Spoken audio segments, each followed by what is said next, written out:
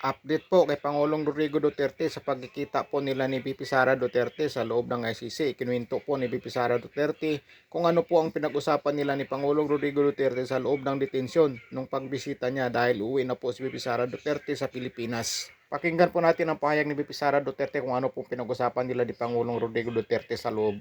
Tinanong ko siya, kamusta ang tulog mo? Sabi ko, dire-diretso ba ang tulog mo? Meron ka bang insomnia? Sabi niya, wala naman akong insomnia. Minsan lang hindi ako makatulog dahil sa kakaisip sa nanay mo. Grabe talaga, no? yung ano niya, yung kanyang, hindi pa rin nawawala yung kanyang pambola sa mga magagandang babae. Lahat po ng buong Pilipinas nag-aabang sa latest balita kay Tatay Digong. Kamusta naman po ang bisita niyo kay Tatay Digong? Opo, so on time kami ngayon. Na-consume namin yung allowed, no, na 1 hour and 30 minutes. At ito yung second na visit for the week. Ang susunod na visit ay sa Thursday. So nagpapasalamat kami sa ICC Detention Unit dahil inapprove nila yung request namin na madagdagan sana yung mga araw na pwedeng magbisita kay dating Pangulong Rodrigo Duterte. Ang pagkakaalala ko, ang allowed na ngayon is Tuesday, Wednesday, and Friday. Friday na mga bisita. So, papasalamat kami doon.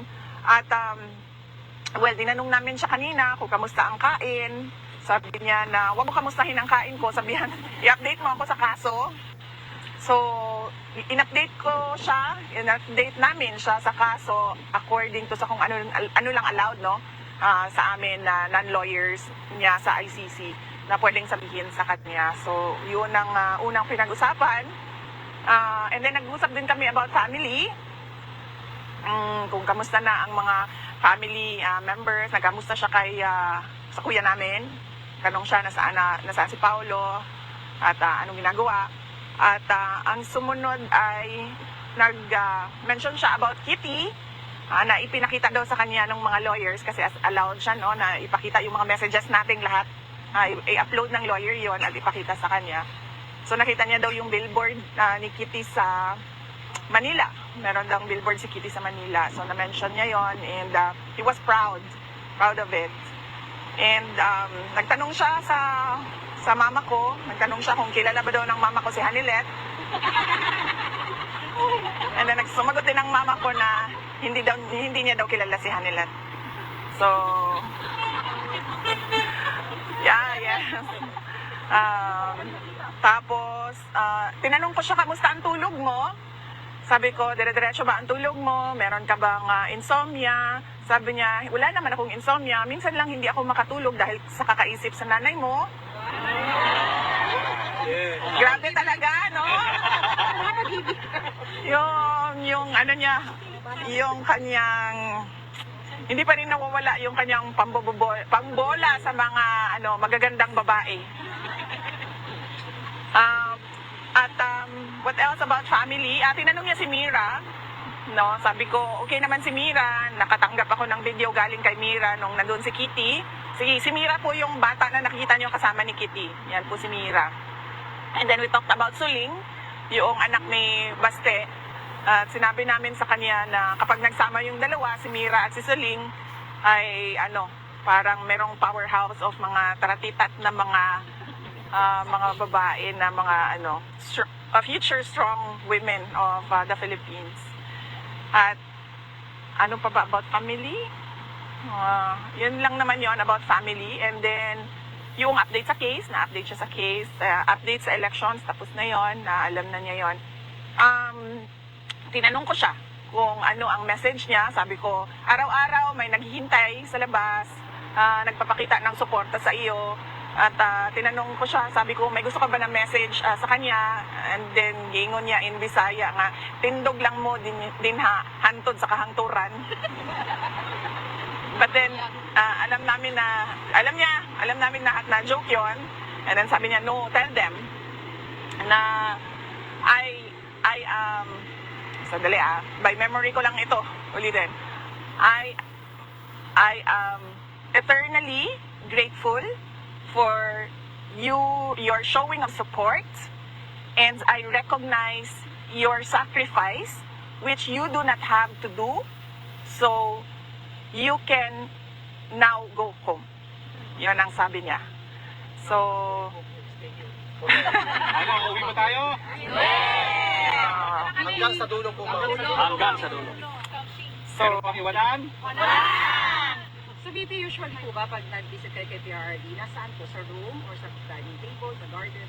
Paano po ba? meron kaming special room doon sa visiting area dahil yun ang binibigay sa amin na space. Hindi kami doon sa common area. Doon kami sa special room. May binalita ba kayo sa kanya na national news? At ano naging reaction ni Tatay Digong sa mga national news na binigay niya? Wala kaming pinag-usapan na national news. Napag-usapan namin yung May 31. Na kung nasaan tayo lahat. Yes.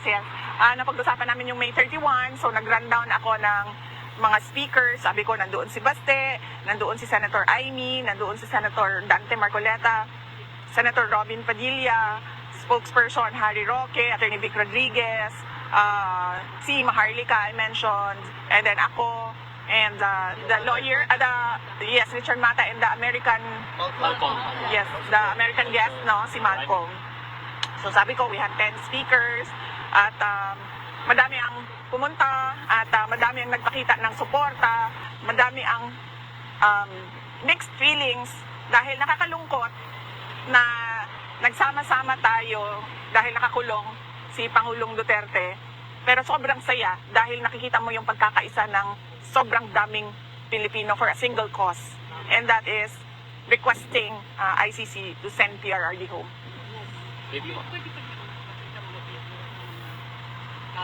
Pwede po ma'am, pero lawyers lang po ang allowed noon. So ang ginagawa namin is pinapadala namin sa lawyers and then they upload it sa laptop nila. Tapos kung may visit sila, pinapakita nila.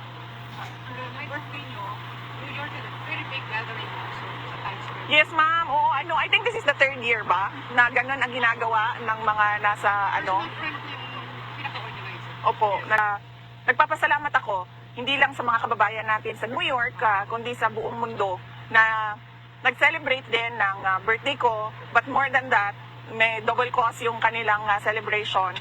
Meron din silang panawagan to send PRRD home, to bring PRRD back to the Philippines. At of course, yun din yung panawagan natin lahat, no? Ibalik si Duterte at ibalik ang tunay na pagbabago natin. Hindi, nagpaalam na ka ba na babalik ka uli sa Pilipinas? Anong Yes. mensahe niya sa'yo? Anong mensahe niya dun sa pagbalik mo sa Pilipinas? Opo, nagpaalam na kami. So sinabi na namin sa kanya na uwi na kami tomorrow. Magsisimula na yung biyahe namin mamaya. Tapos sinabihan namin siya na darating si Hanilet sa Thursday. And then ang susunod na darating ay si Paulo, kasama yung kanya ang mga anak. So alam na niya. Paano mo niyo po kayong dalawang kapatid? Nire-reassure ang Pangulo para magkaroon siya ng hope na sooner makalabas na talaga siya dyan? As far as allowed sa amin ng mga lawyers na wala kaming privileged communication, sinasabi namin sa kanya yung alam na ng lahat, no, public knowledge na nag-file ng questioning jurisdiction at ngayon ay merong provision sa Rome Statute, yung interim release na tinatrabaho din. And then one of the discussions as well was your suggestions, folks, no, to go through the Dutch laws. Which he said, okay, you explore that. And then sabi ko, I can do that while I'm back in the Philippines na online na lang yung pag-aasikaso. At, well, yun ma'am. Kung ano yung alam na ng lahat, yun lang din yung sinasabi namin para wala kaming, At yung bago yung tungkol sa... Domestic remedy. Oo. Unfortunately,